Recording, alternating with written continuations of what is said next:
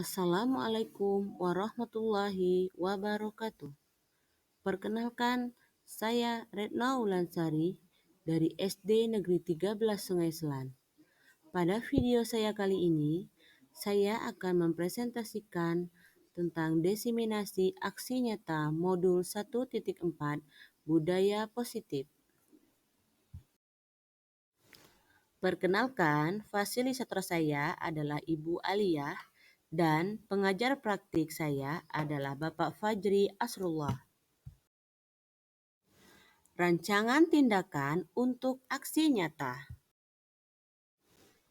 Adapun latar belakang saya melakukan kegiatan aksi nyata ini adalah murid tidak suka peraturan karena selama ini jika mereka melakukan pelanggaran maka akan mendapatkan hukuman dan cenderung akan mempermalukan dirinya. Adapun tujuan aksi nyata saya adalah menciptakan murid yang merdeka dan disiplin diri yang kuat, serta menumbuhkan budaya positif di sekolah dengan meyakini nilai-nilai kebijakan universal. Tolak ukur. Terbentuknya keyakinan kelas melalui kegiatan kesepakatan kelas yang dilakukan wali kelas dan siswa. Yang kedua, siswa mampu menerapkan dan menjalankan keyakinan kelas yang telah dibuat. Assalamualaikum warahmatullahi wabarakatuh.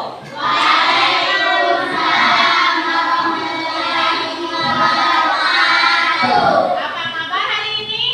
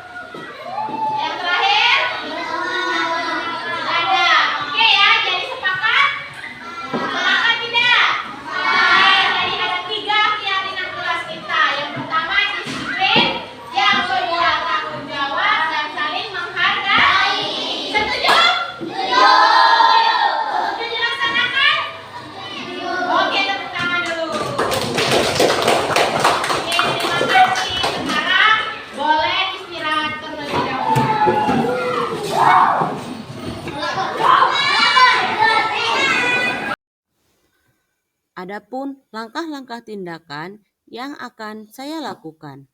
Yang pertama, menghadap kepala sekolah untuk menjelaskan pentingnya budaya positif dan keyakinan di sekolah, serta meminta izin untuk mendiseminasikan bersama rekan guru.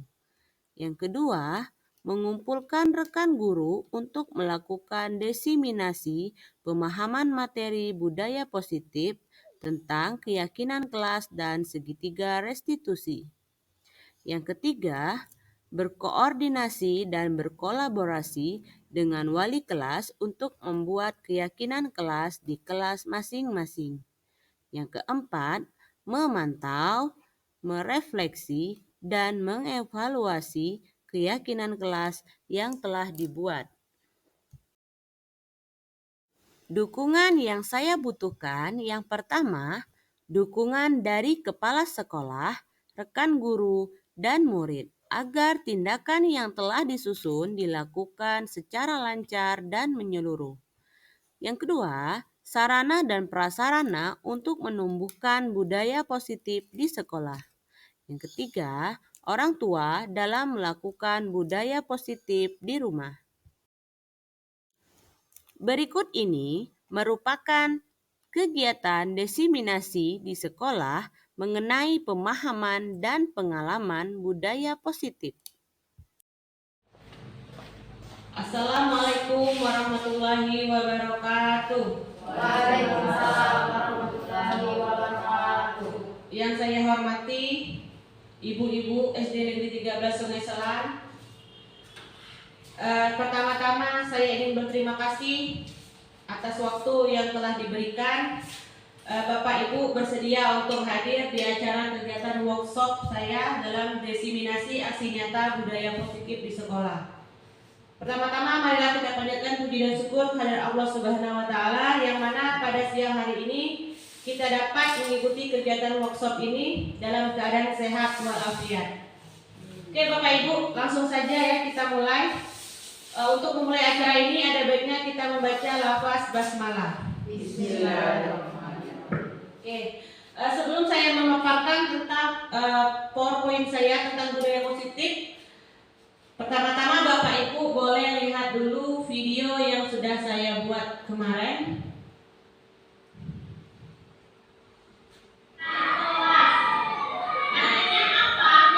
Nah, ini adalah video tentang pembuatan keyakinan kelas Bapak Ibu. Nah, keyakinan kelas itu apa? Itu adalah sebuah kesepakatan yang dilakukan anak didik kita. Artinya, apabila mereka melanggar kesepakatan yang telah dibuat, mereka akan mendapatkan konsekuensinya Bapak Ibu. Nah, keyakinan kelas itu merupakan pendapat anak-anak. Ya, jadi masing-masing anak-anak itu kita ajak untuk mengeluarkan idenya. Kira-kira apa saja yang akan dilakukan agar pembelajaran di kelas lebih menyenangkan?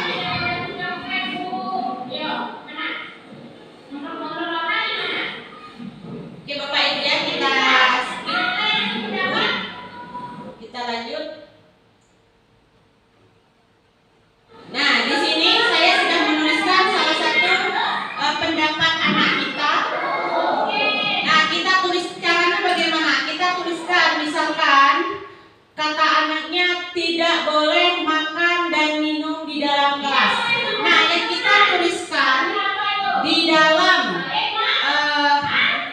keyakinan kelas kita itu bukan tidak bolehnya, tapi kita ambil nilai kebajikan yang mana?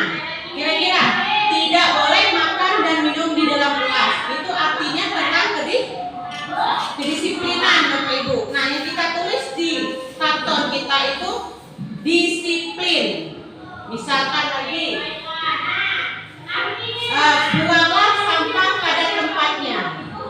Artinya itu merupakan nilai kebijakan, kebajikan apa? Tanggung jawab. Nah, seperti itu Bapak Ibu ya. Jadi pertama-tama kita ajak dulu anaknya membuat sebuah kalimat keyakinan. Setelah itu kita betulkan dari kalimat keyakinan yang mereka buat kira-kira nilai-nilainya apa. Nah, yang kita tulis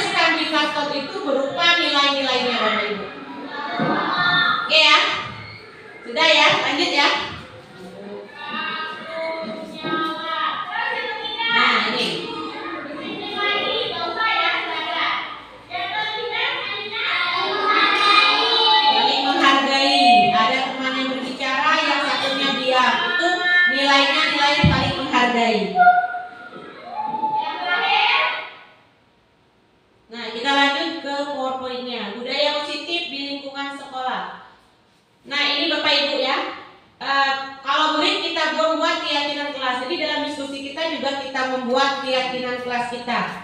Nah, kesepakatan kita hari ini adalah hadir seutuhnya. Yang kedua, tidak membunyikan HP selama pelaksanaan kegiatan.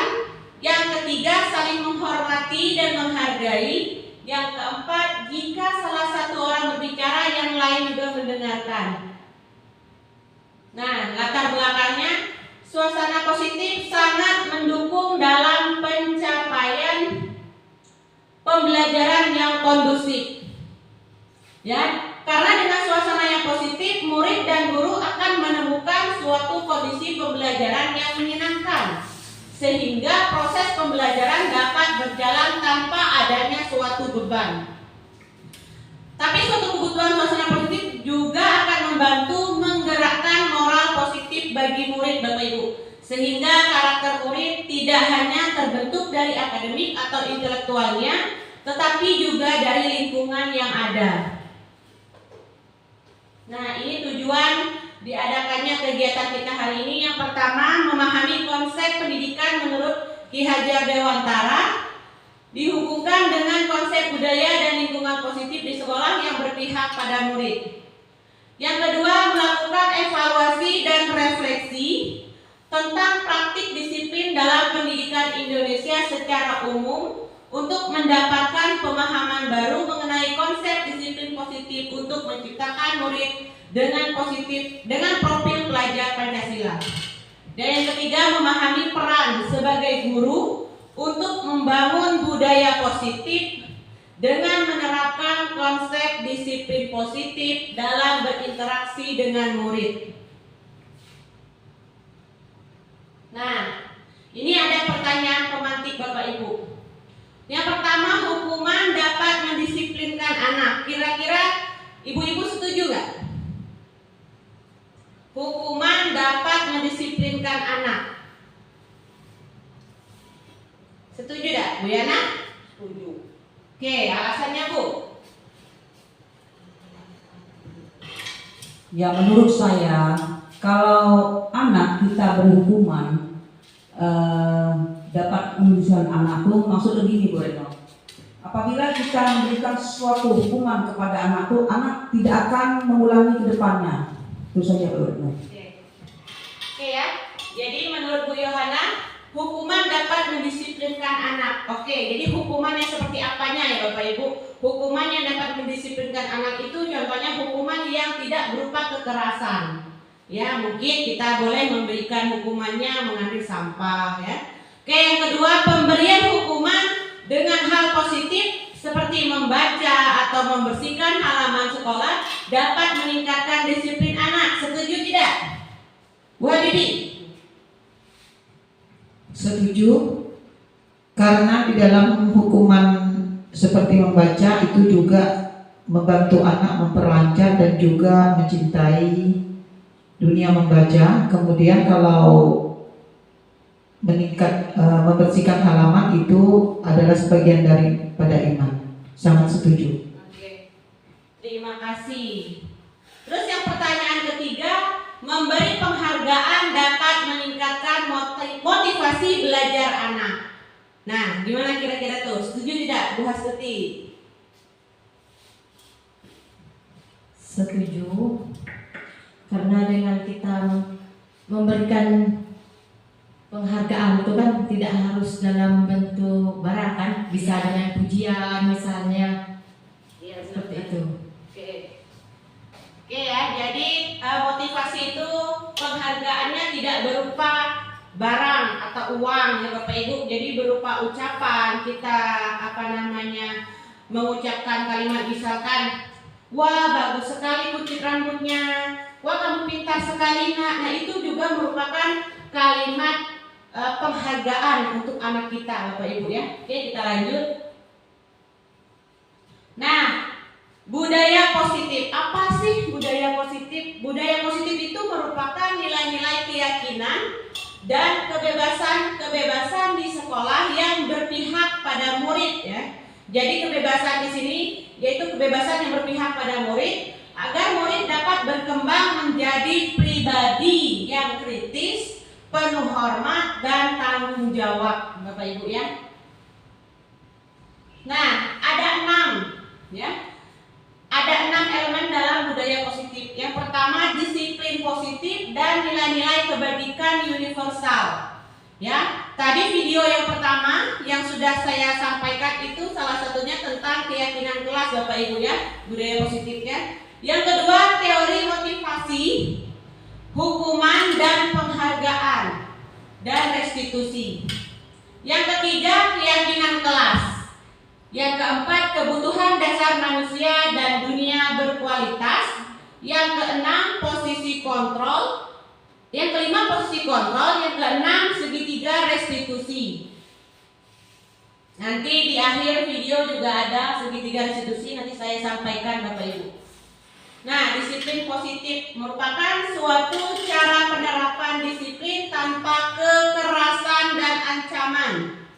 Ya, tanpa kekerasan dan ancaman Bapak Ibu, yang dalam praktiknya melibatkan komunikasi tentang perilaku yang efektif. Dalam penerapan disiplin positif ini, murid diajarkan untuk memahami konsekuensi dari perilaku mereka. Selain itu, disiplin positif juga mengajarkan murid bertanggung jawab serta memberi rasa hormat dalam berinteraksi dengan lingkungannya. Jadi disiplin positif itu Bapak Ibu merupakan salah satu cara penerapan disiplin yang bertujuan untuk menumbuhkan kesadaran serta memberdayakan murid untuk melakukan sesuatu tanpa sogokan, ancaman maupun hukuman. Jadi ya, bukan tidak boleh Bapak Ibu ya, kita memberikan sebuah hukuman, tapi hukuman yang seperti apa dulu. Oke, kita lanjut. Nah, ini bagan-bagannya, alur-alurnya disiplin positif ya, tentang teori kontrol Dr. William Glasser. Ya, tidak kelihatan Bapak Ibu? Oke, saya jelaskan saja satu persatu ya. Nah, ini yang pertama, disiplin positif akan melahirkan nilai-nilai kebajikan. Yang kita tahu bahwasanya pendidikan yang berpihak pada murid itu mengacu pada profil pelajar Pancasila, Bapak Ibu. Ada yang ingat lagu profil pelajar Pancasila? Yo, kita nyanyi. Yo, Mohihana. Semuanya kita nyanyi. 1, 2, 3. Pelajar Pancasila beriman dan bertakwa pada Tuhan Yang Esa dan berakhlak mulia, berkebinekaan global, gotong royong mandiri, kreatif dan bernalar kritis. Oke, suara saya nggak sampai ya Bapak Ibu ya. Oke, jadi nilai kebajikan itu pada profil Pancasila yang pertama beriman bertakwa kepada Tuhan Yang Maha Esa. Yang kedua berkebinekaan global. Yang ketiga gotong royong. Yang keempat mandiri. Yang kelima bernalar kritis. Dan yang keenam kreatif. Nah, yang kedua itu teori motivasi.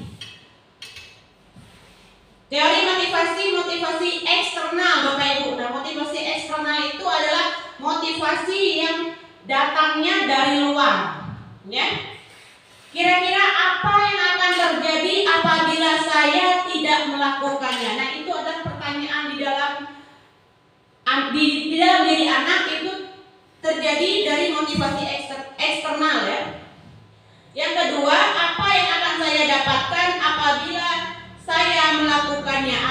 Artinya dia itu mengharapkan sesuatu dari luar Bapak Ibu. Itu motivasi eksternal. Tapi kalau yang ketiga itu motivasi internal, itu ada pada diri anaknya.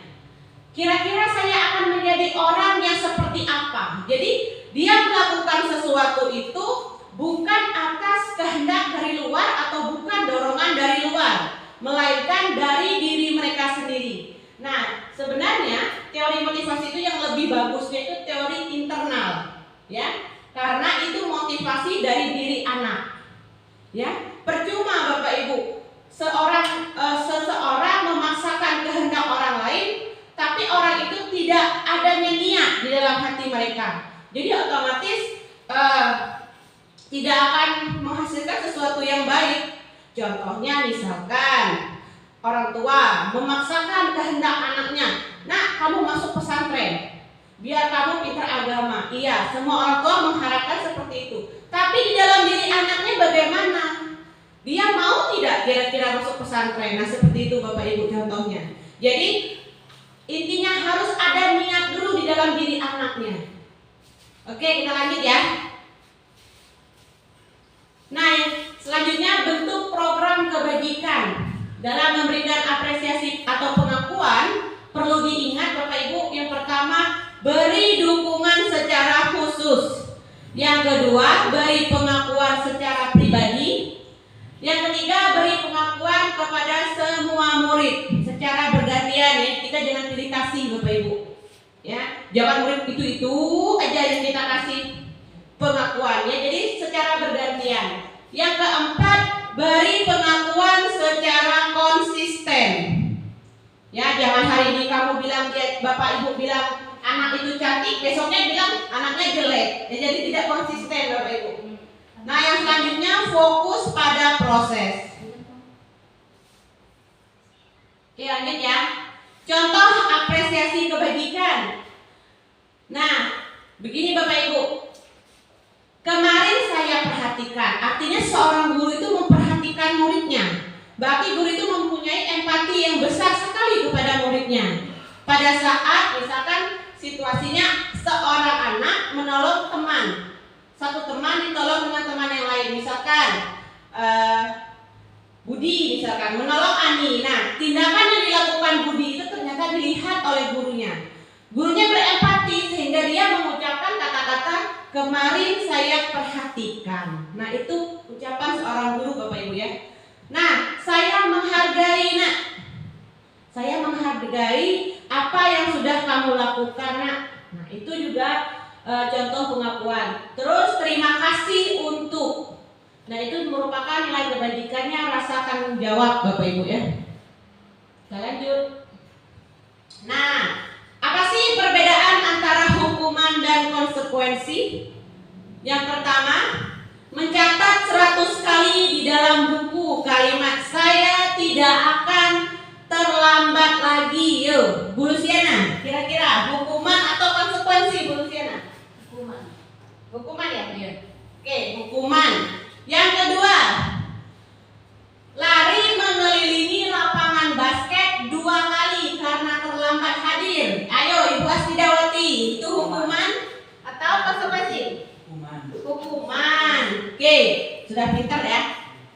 Yang ketiga, murid diminta untuk push up. Gimana Bu Yana? Hukuman atau konsekuensi Bu Yana? Push up. Hukuman. Oke, hukuman ya. Terus menggantikan kertas tugas teman yang telah dicoret-coret. Oke, Bu Ati. Kira-kira Bu Ati? Konsekuensi. Konsekuensi ya. Membersihkan tumpahan air di meja tulis karena tersenggol pada saat belajar. Bu Habibie? Konsekuensi juga. Terus murid disuruh untuk mengenakan sepatu seharian di sekolah karena tidak mengenakan sepatu hitam. Hukuman ya. Oke. Yang terakhir, lari mengelilingi lapangan basket 2 kali karena terlambat 10 menit pelajaran PJOK. Apa itu? Kita lihat ya. Nah, yang pertama tadi hukuman. Mengapa Bu disebut hukuman? Karena karena terlambat ke sekolah, saya tidak akan terlambat lagi. Itu menimbulkan perasaan anak-anak itu pasti sedih Bapak Ibu. Terutama dia capek. Ya, artinya kita sudah menyiksa fisik mereka. Menulis 100 kali di dalam buku itu banyak. Ya. Dan yang kedua, lari mengelilingi lapangan basket 2 kali juga hukuman. Anak merasa malu. Yang kedua, juga kita menyakiti fisik mereka Bapak Ibu ya. Oke, yang ketiga, murid diminta untuk push up juga sama. Ya, mereka akan merasa capek, mungkin mereka akan dendam dengan gurunya. Menggantikan kertas tugas teman yang telah dicoret-coret itu berupa konsekuensi. Artinya karena dia sudah mengganggu temannya, konsekuensinya dia harus menggantikan barang temannya ya. Membersihkan tumpahan air di meja buku, di meja tulis karena tersenggol pada saat belajar. Ya, dia melakukan sebuah kesalahan, maka dia harus membersihkan air yang tumpah tadi. Itu juga konsekuensi. Murid disuruh untuk mengenakan sepatu seharian di sekolah. Itu hukuman ya. Tadi sudah saya jelaskan bahwasanya hukuman itu berupa paksaan, anak akan merasa tersakiti mentalnya, mereka akan down Bapak Ibu ya. Lari mengelilingi lapangan basket 2 kali karena terlambat 10 menit. Boleh lah ya kalau cuma 2 kali, kalau 100 kali itu sudah masuk ke hukuman. Oke, kita lanjut. Nah Bapak Ibu, keyakinan kelas. Keyakinan kelas adalah nilai-nilai kebajikan atau prinsip-prinsip universal yang disepakati bersama secara universal lepas dari latar belakang suku, negara, bahasa maupun agama. Nah ini salah satu contoh bentuk keyakinan kelas menggunakan kertas apa namanya itu, saya lupa namanya, kertas warna-warni Bapak Ibu ya, ditempelkan. Kertas apa? Bukan origami ini ya, apa namanya, klip nail apa itu saya lupa. Nah itu satu persatu anak-anak akan menempelkan ke papan tulis pendapat mereka tadi ya. Kita lanjut. Nah contoh keyakinan kelas. Bapak Ibu, sebelum kita membuat sebuah keyakinan kelas, kita harus melihat dulu kondisinya. Kira-kira setiap anggota kelas itu bisa menghasilkan apa? Nah, setiap anggota kelas perlu belajar, perlu tenang, perlu melakukan tugasnya, perlu saling menghargai, dan perlu merasa aman. Nah, kalau anak-anaknya memerlukan itu, kira-kira apa yang akan dibuatnya di dalam keyakinan kelas? Kira-kira apa saja? Nah, yang pertama selalu bersikap positif. Yang kedua, senantiasa menjadi diri terbaik. Yang ketiga, percaya dan menghormati orang lain serta barang miliknya. Yang keempat, berkomitmen terhadap setiap tugas. Yang kelima, senantiasa membantu. Ya, itu merupakan contoh keyakinan kelas. Nah, Bapak Ibu yang di samping itu hormat. Kita meyakini bahwa sangat penting untuk menghormati semua orang dan barang milik orang lain. Nah, mengapa di atasnya tulisannya hormat? Itu adalah nilai kebajikannya. Kita ambil kata hormat. Yang kedua, bekerja. Kami meyakini bahwa sangat penting untuk mengerjakan segala pekerjaan atau mengikuti kegiatan yang telah ditugaskan. Yang terakhir, kami meyakini bahwa sangat penting untuk merasa diterima pada suatu kelompok dan saling peduli satu dengan yang lainnya. Jadi merasa diterima dan dimiliki Bapak Ibu ya. Nah selanjutnya, budaya positif selanjutnya adalah kebutuhan dasar manusia. Jadi kebutuhan dasar manusia itu ada 5 ternyata. Ya, saya juga baru tahu semenjak ikut CDP Bapak Ibu. Yang pertama, kebutuhan untuk bertahan hidup. Ya, kebutuhan yang bersifat fisiologis seperti kesehatan, rumah, makanan, seks, dan perasaan aman. Yang kedua, cinta dan kasih sayang. Ya, seorang anak itu sangat membutuhkan kasih sayang Bapak Ibu ya. Jadi kita sering melihat anak itu murung. Kita tidak tahu, mungkin mereka mempunyai suatu permasalahan. Mungkin kurangnya perhatian kedua orang tuanya, atau mungkin kurangnya perhatian dari gurunya. Seperti hubungan akan koneksi sosial menjadi bagian dari suatu kelompok dan keinginan untuk terhubung dengan orang lain. Misalnya teman, keluarga, pasangan, dan lain sebagainya. Yang ketiga, kebebasan. Jadi seorang murid itu membutuhkan kebebasan. Kebebasan di sini kebebasan dalam arti yang positif. bukan yang negatif Bapak Ibu ya. Kebebasan di sini mereka bebas untuk mengeluarkan pendapat mereka. Mereka bebas mau melakukan apa selama itu masih termasuk nilai-nilai positifnya. Ya, kebutuhan akan pilihan seperti butuh akan kemandirian, otonomi dan memiliki pilihan serta mampu mengendalikan arah hidup seseorang. Selanjutnya adalah kesenangan.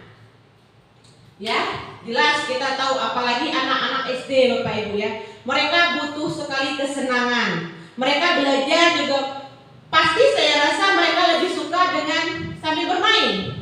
Betul tidak? Iya, mereka lebih suka bermain Bapak Ibu ya. Nah, jadi kita sebagai guru itu bagaimana caranya menciptakan pembelajaran yang menyenangkan untuk anaknya. Karena kalau kita belajar dalam kondisi muka gurunya saja sudah masam, itu otomatis anaknya akan lesu Bapak Ibu ya. Tidak ada semangatnya untuk belajar. Oke, lanjut, terakhir kekuasaan. Kebutuhan ini berhubungan dengan kekuatan untuk mencapai sesuatu, menjadi kompeten, terampil, diakui, dihormati atas prestasi dan keterampilan kita. Ya, jadi mereka butuh kekuasaan Bapak Ibu. Kita lanjut. Nah, contohnya di sini ada cerita tahun ini Dimas genap usia 17 tahun. Ia senang sekali ketika ayahnya mulai mengajarkan cara menyetir mobil. Setiap akhir pekan ia berlatih menyetir, ia terlihat senang sekali berlatih sampai akhirnya dia bisa menyetir mobil dengan baik dan lancar. Ketika ibunya bertanya pada Dimas, apa yang membuat dia ingin bisa menyetir mobil? Ketika jawaban Dimas adalah seperti ini, kira-kira yang di bawah itu Bapak Ibu. Nah, kebutuhan apa yang ingin dia penuhi kira-kira? Yang pertama, aku merasa bangga dan keren, Bu, misalkan kata dia. Nah, itu kira-kira kebutuhan apa Bapak Ibu? Kekuasaan.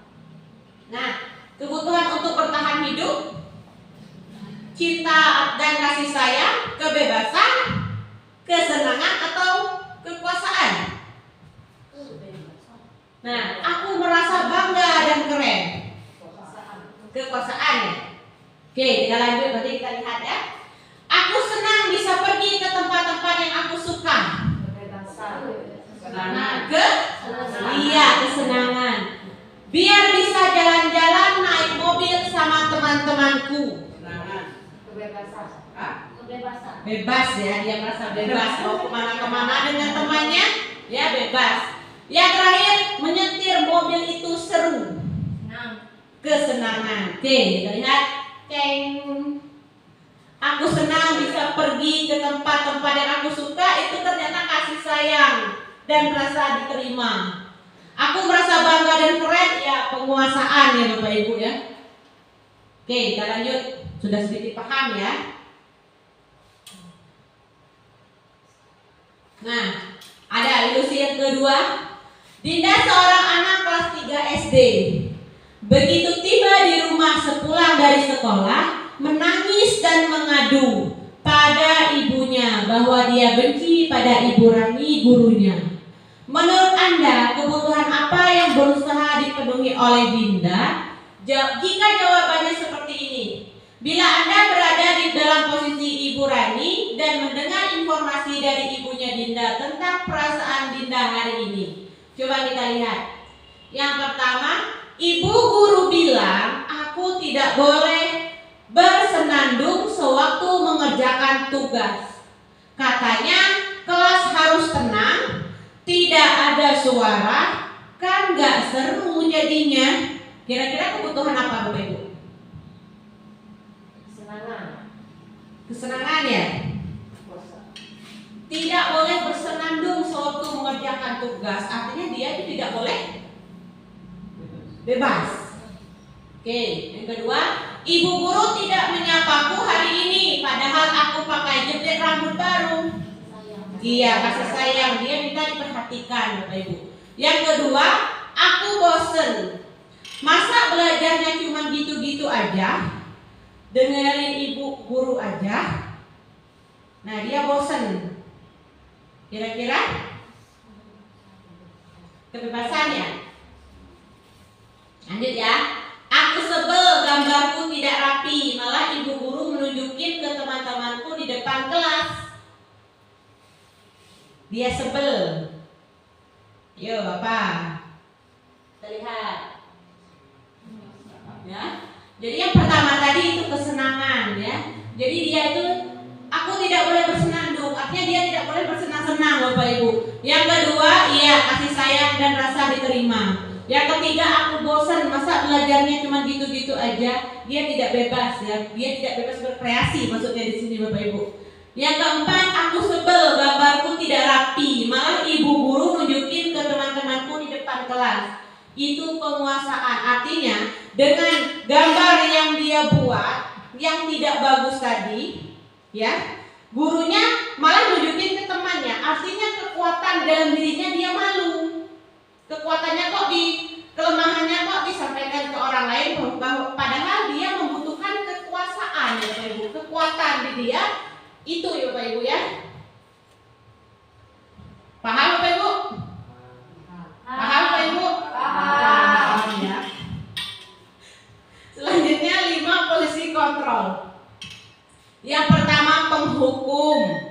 Ya, saya tahu. Saya juga melakukannya. Karena sebelum saya mengikuti CDP itu seringnya menghukum ya mungkin ya. Anak yang terakhir menulis mungkin sambil dimarahi, ya dihukum. Yang datangnya telat mungkin dihukum, ya.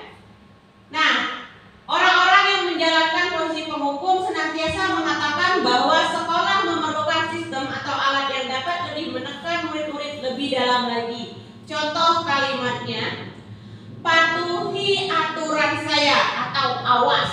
Nah, kata awas itu sudah penekanan Bapak Ibu ya. Artinya anak itu akan merasa takut. Oh, kalau saya tidak melakukannya awas, pasti nih kudi jewer ke ibu nih. Nah, itu kalimat hukuman. Yang kedua, kamu selalu saja salah. Pasti itu penekanan kan di suaranya. Kamu selalu saja salah. Seperti itu Bapak Ibu ya. Anak akan merasa takut. Yang kedua, selalu, pasti selalu, yang terakhir selesai. Otomatis anak akan menjadi ciut Bapak Ibu. Dia takut. Ya, itu kalimat penghukum. Yang kedua, pembuat orang merasa bersalah. Nah, pada posisi pembuat rasa bersalah itu suara gurunya lemah lembut. Mungkin kita berpikir kalau untuk di kelas tinggi, mungkin kalau kita bicaranya lemah lembut, malahan kita akan diremehkan anak. Betul nggak Bapak Ibu? Iya, memang iya. Pernah kami pada saat kolaborasi modul ini, salah satu teman saya bertanya, apakah berapa persen tingkat keberhasilan seorang guru kalau menggunakan posisi kontrol sebagai pembuat rasa bersalah? Kalau untuk di kelas tinggi ataupun tingkat SMP atau SMA? Karena memang benar Bapak Ibu, kalau kita menggunakan pembuat rasa bersalah itu, kalau untuk anak-anak yang sudah besar-besar saya rasa memang kurang. Malah gurunya seperti mau diinjak-injak. Ibu yang lebay. Benar nggak? Iya, kalau anak lebih besar. Kalau anak yang tingkatannya sudah levelnya sudah ke SMP, SMA, mungkin kurang cocok Bapak Ibu ya. Tapi kalau saya pribadi di kelas 1 mungkin lebih mengenanya ke sini. Ya, pembuat orang merasa bersalah. Ibu sangat kecewa sekali dengan kamu. Berapa kali Bapak harus memberitahu kamu ya? Kalau kelas 1, kalau bicaranya dikasarin, kalau menurut saya Bapak Ibu, malahan dia akan takut. Tapi kalau kita lemah lembut dengan pembuat rasa bersalah tadi, oh lah Bu, kode agi deh Bu. Ya, kalau saya kalau seperti itu, lebih malahan kalau saya ke pembuat orang merasa bersalah. Gimana coba kalau orang tua kamu tahu kamu berbuat begini, deh Bu, kode agi deh Bu, kode emak. Nah seperti itu kalau anak kelas 1 Bapak Ibu ya. Lanjut, teman. Nah posisi kontrol selanjutnya itu seorang teman. Bagaimana seorang guru memposisikan dirinya sebagai seorang teman? Contoh kalimatnya, apa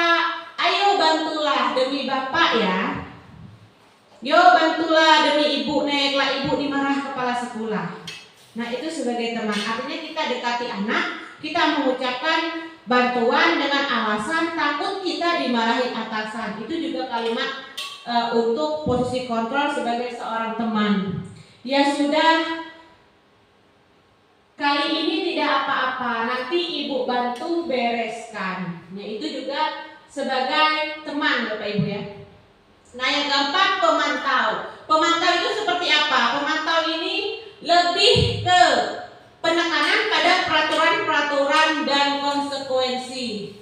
Jadi kita kalau anak melakukan sebuah kesalahan, kalau kita sebagai posisinya sebagai pemantau, kita hanya menanyakan pertanyaan-pertanyaan yang tujuannya ke peraturan sekolah atau ke keyakinan kelas kita. Jadi anak itu akan menyadari sendiri kesalahan mereka. Ya, sebagai manajer juga sama. Apa yang kita yakini? Ya kembali ke keyakinan kelas ya.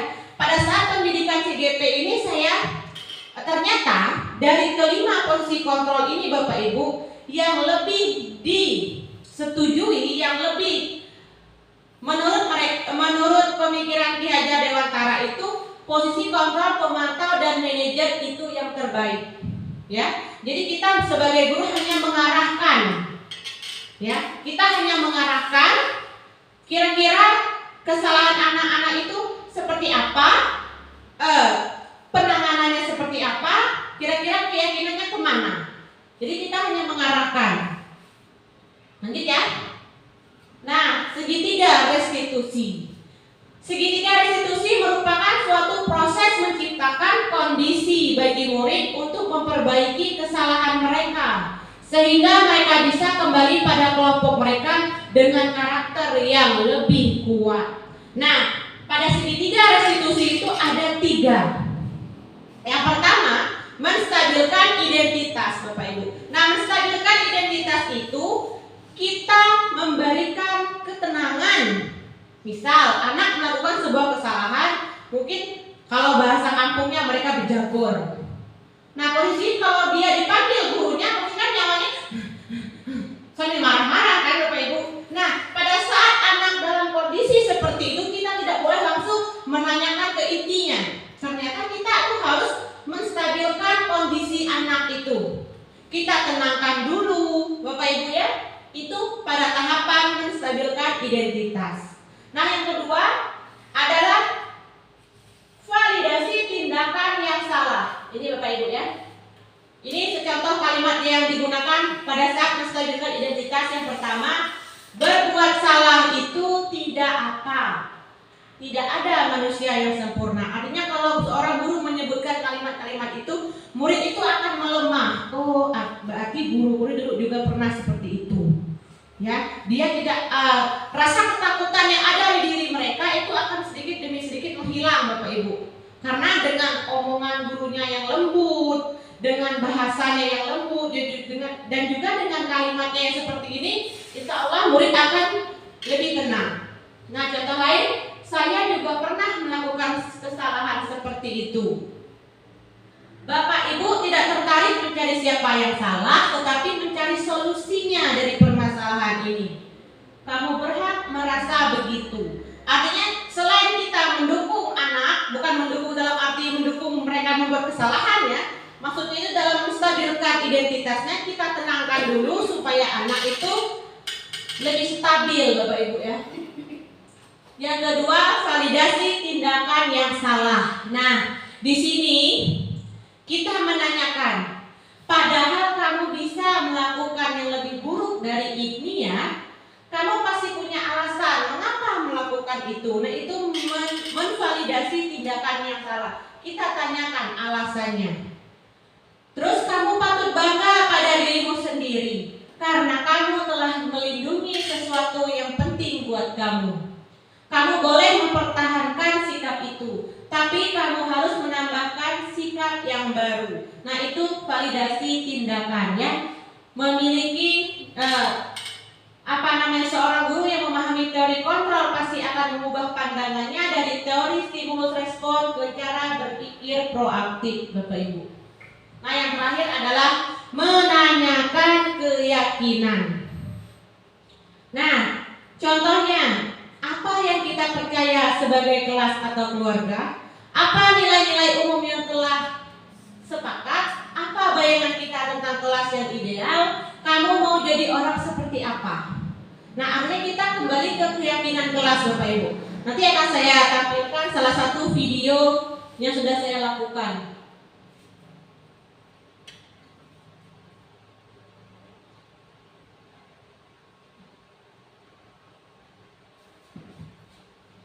Oke ya, kita lihat video segitiga restitusi.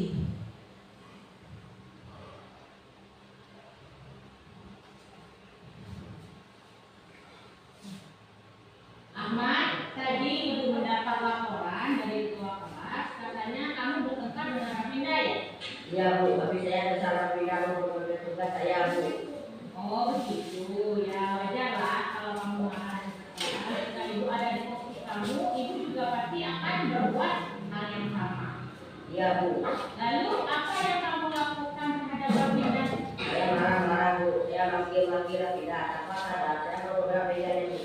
Oh begitu. Tapi kamu berbuat seperti itu, kamu punya alasannya kan? Iya lah Bu, maka saya diam, Rafinda kalau menuntut tugas saya susah payah mengerjakannya. Ya, wajar lah kalau kamu merasa marah karena tidak rela tugas kamu dicontek oleh Rafinda. Ibu sangat menghargai tindakan kamu. Untuk kamu tidak berbuat hal yang lebih buruk dari itu, misalnya memukul Rafinda. Sekarang coba kita pikirkan, tindakan kamu marah sampai mendobrak meja Rafinda itu, apakah sesuai dengan keyakinan kelas kita? Tidak Bu, Menurut kamu keyakinan kelas apa yang tidak kamu langgar? saya memahami anak teman Bu. Iya, betul. Menurut kamu, saling menghormati antara teman itu penting tidak? Tidak Bu, Tidak penting? ini Bu. Penting tidak? Iya, penting ya, baik. Kalau menurut kamu penting, keyakinan apa sih yang harus kamu lakukan pada saat sedang marah? Kalau sedih sabar Bu, Oke, kamu bersedia memperbaiki masalah ini? bersedia Bu. Apa yang akan kamu lakukan untuk memperbaiki masalah ini? Saya akan sabar dan menahan amarah saya. Kalau ada teman yang mau menemui saya atau kepada wali kelas saya Bu. Iya, tepat sekali ya, Ahmad. Tetap semangat ya. Sekarang silakan kembali ke kelas ya. Terima kasih Bu. Ya, sama-sama. Oke, Bapak Ibu. Coba Bapak Ibu perhatikan dari awal ya. Ahmad, tadi Ibu mendapat laporan dari ketua kelas, katanya kamu bertengkar dengan Rafinda ya? Iya Bu, tapi saya ada salah pindah untuk menuntut tugas saya Bu.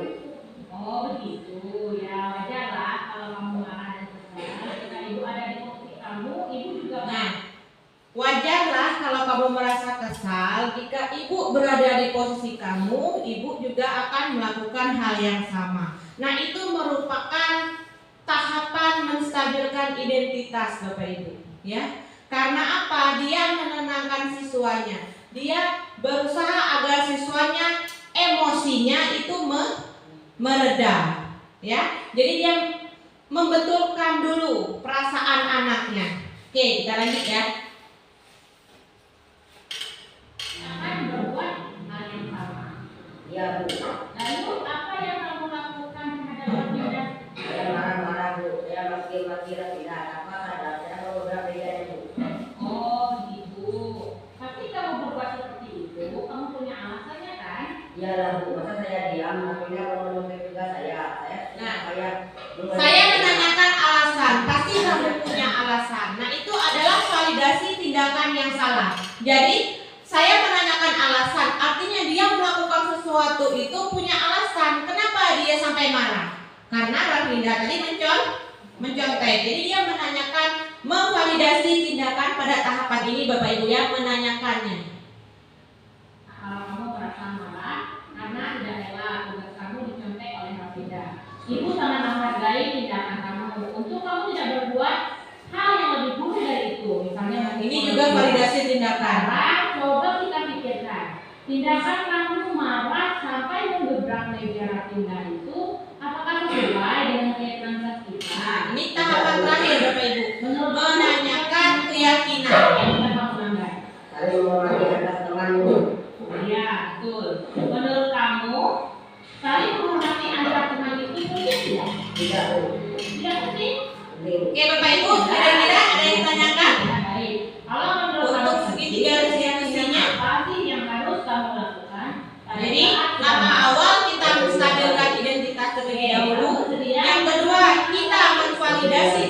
tindakan yang salah, dan yang terakhir itu adalah menanyakan keyakinan.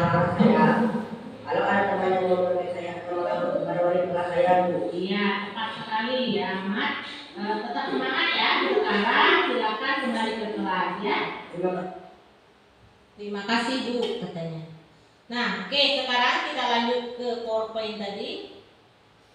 Nah, dari video yang sudah saya tampilkan, nah, yang pertama, posisi kontrol apa yang diambil oleh Ibu Retno, kira-kira Bapak Ibu? Dalam pendekatannya kepada Ahmad, kira-kira posisi kontrol apa nih? Boleh kita lihat ke belakang posisi kontrolnya. Nah, sebagai penghukum, sebagai pembuat orang merasa bersalah, atau teman, pemantau, atau manajer. Kira-kira dengan dia menanyakan tadi, kira-kira sebagai apa? Ya, pemantau. Ya, Buati? Kenapa Buati?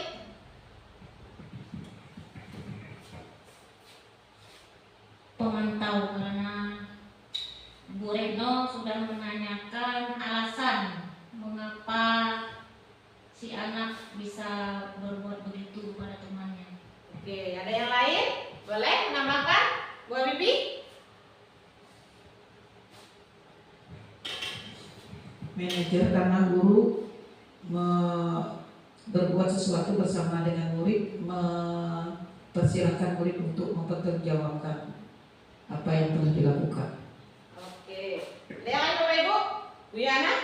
Kira-kira sebagai apa nih Ibu Retno perannya di situ?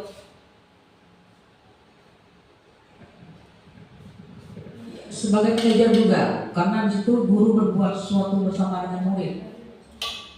Oke. Ya, Udah? ini itu aja mereka. Oh iya. Baik Bapak Ibu, mungkin lebih tepatnya Ibu Retno di situ posisi kontrolnya sebagai manajer ya. Karena guru berbuat sesuatu itu bersama dengan murid. Ya, mempersilahkan murid mempertanggungjawabkan perilakunya, mendukung murid agar dapat menemukan solusi atas permasalahannya sendiri. Jadi, saya sebagai manajer itu yang pertama menanyakan dulu. Setelah menstabilkan identitas, saya memvalidasi tindakan yang salah. Nah, setelah itu baru ke permasalahannya, kita menanyakan keyakinan dan tahapan penyelesaian masalahnya Bapak Ibu ya. Oke, kita lanjut. Pertanyaan selanjutnya, membaca sikap Ahmad, kita kira-kira kebutuhan apa yang diperlukan oleh Ahmad? Kebutuhan apa nih? Kita kembali. Kebutuhan yang diperlukan oleh Ahmad. Nah, ada 5 kebutuhan kira-kira. Kebutuhan untuk bertahan hidup, cinta dan kasih sayang, kebebasan, kesenangan, atau kekuasaan Bapak Ibu. Yuk, Ibu Luciana. Kira-kira Ahmad Kasih sayang. kasih sayang. Oke, ada yang lain? Ibu Vera? Ya, sependapat dengan Bu Lucy. Ahmad membutuhkan Kasih sayang. kasih sayang, cinta dan kasih sayang. Oke, itu juga termasuk ya. Dia minta diperhatikan Bapak Ibu ya. Terus kemudian dengan teman yang mencontek, dia juga merasa kekuasaannya itu terganggu Bapak Ibu. Jadi juga termasuk dia kebutuhan kekuasaannya juga itu terpenuhi Bapak Ibu ya. Jadi kebutuhan kekuasaan, cinta kasih sayang juga bisa. Oke, kita lanjut. Pertanyaan yang ketiga, bila Ibu Retno mengambil posisi manajer, pertanyaan-pertanyaan seperti apa yang akan diajukan? Nah, kita kembali ke pertanyaan manajer. Contohnya di segitiga restitusi saya tadi, itu ada pertanyaan-pertanyaan Bapak Ibu. Nah, kira-kira kalau sebagai seorang manajer, apakah kamu meyakininya? Kelihatan nggak? Tidak kelihatan.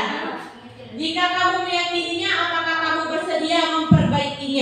Nah, pada video saya yang terakhir tadi saya menanyakan, kira-kira apakah kamu bersedia memperbaikinya, Ahmad? Nah, itu adalah salah satu kalimat seorang guru menjadi seorang manajer dalam budaya positif, Bapak Ibu ya. Oke? Kira-kira ada yang ditanyakan?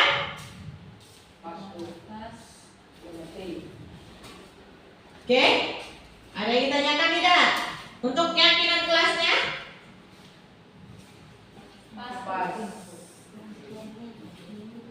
Ya, ada yang ditanyakan lagi tidak? Pas. Oke. Untuk keyakinan kelasnya?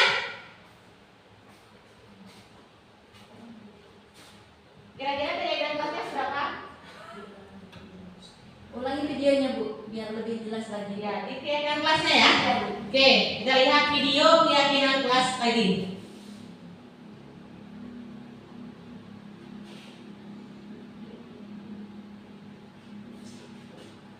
Video keyakinan kelas. Nah,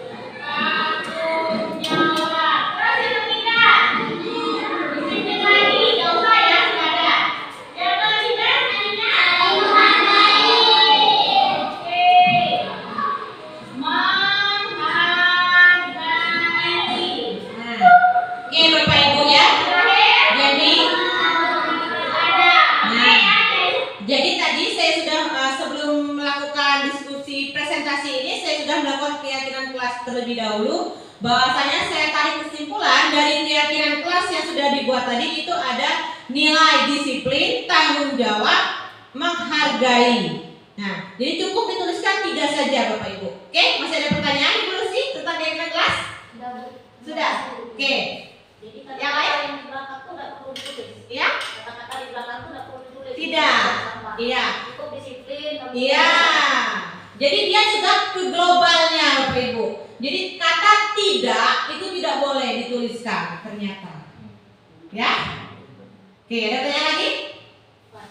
Bu Bibi gimana? Pas ya. Memang Bapak Ibu ya, pada dasarnya kalau ke murid yang kelas rendah saya rasa menelaah kata itu sulit. Benar nggak Bu Bibi? Tapi ya memang sudah aturannya seperti itu, bahwasanya terlebih dahulu kita ambil pendapat anak-anak, setelah itu kita lakukan posisi kontrolnya ke nilai-nilai apa, nah itulah yang kita ambil. Kata tidak boleh itu kalau bisa jangan digunakan. Oke, ada pertanyaan? Oke, baiklah Bapak Ibu ya. Jadi dari presentasi saya hari ini mungkin dapat saya ambil kesimpulan bahwasanya budaya positif itu sangat-sangat penting untuk sekolah kita, untuk kita terapkan Bapak Ibu. Jadi kita sebagai seorang guru itu sebaiknya memposisikan diri sebagai manajer atau pemantau. Ya. Jadi terus hukuman itu kalau bisa jangan dilakukan kecuali ya kondisi tertentu. Jadi apa yang dilakukan bukan hukuman tapi konsekuensi. Konsekuensi itu dapatnya dari mana? Dari keyakinan kelas yang kita buat. Jadi dari keyakinan kelas yang kita buat, kita akan apabila ada anak yang melanggar sebuah keyakinan kelas kita beri konsekuensi. Artinya konsekuensi itu adalah maunya dia. Jadi nak, kalau kamu melanggar ini konsekuensi kamu apa nih? Bu, kalau aku melanggar nih Bu, konak ibu suruh cuci piring. Nah, jadi itu bukan kita kan yang membuat hukuman, yang membuat konsekuensinya itu mau anak. Artinya anak melakukannya dengan sukarela, tidak ada paksaan. Jadi Bapak Ibu ya, kalau kita membuat kegiatan kelas, kita sebutkan. Nah, kira-kira kalau kamu bilang tidak boleh makan di kelas, kalau kamu makan di kelas, kira-kira gimana ya? Kok pecah lah Bu, mutik sampah. Kalau kamu anak makan di kelas, kok pecah lah buang sampah kalau dia tumpah. Nah, itu konsekuensi namanya. Ya? Jadi itu bukan hukuman. Nah, ayo kamu petik sampahnya bekas nasi kejatuh, itu bukan hukuman Bapak Ibu, tapi itu adalah konsekuensi. Oke? Sudah ya? Jadi dapat saya simpulkan bahwasanya budaya positif tadi, seorang guru itu sebaiknya menjadi seorang pemantau, manajer, ya. Jangan menjadi seorang penghukum. Karena saya tahu, saya biasanya juga seperti itu ya. Jadi mulai dari sekarang kita rubah pola penerapan kita di sekolah, jangan lagi sebagai seorang penghukum. Oke Bapak Ibu? Semangat? Oke, terima kasih.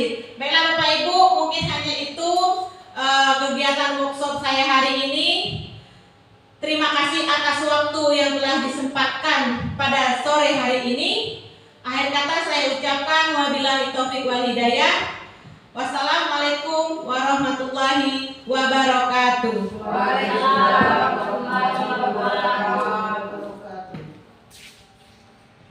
Assalamualaikum warahmatullahi wabarakatuh.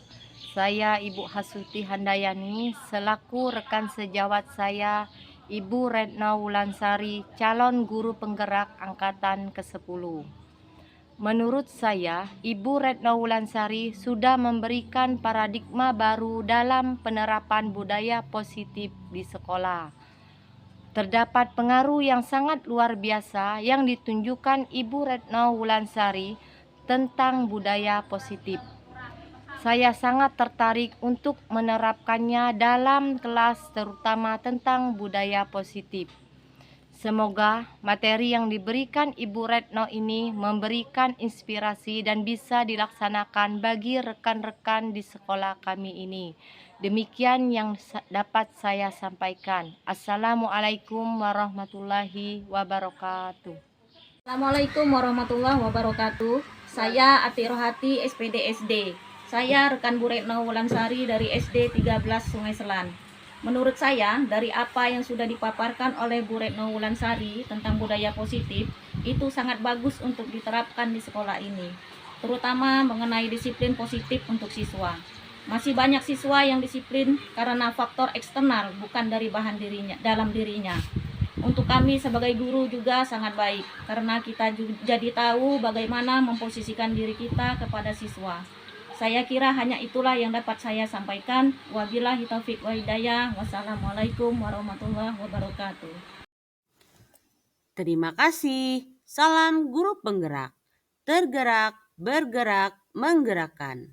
Wassalamualaikum warahmatullahi wabarakatuh.